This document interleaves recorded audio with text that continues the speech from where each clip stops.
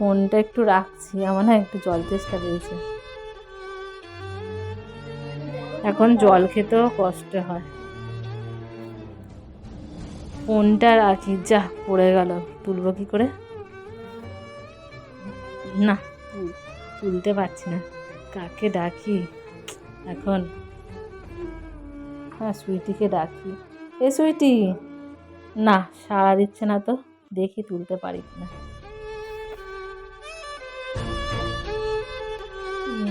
না, কষ্ট হচ্ছে, তুলতেই পারছি না।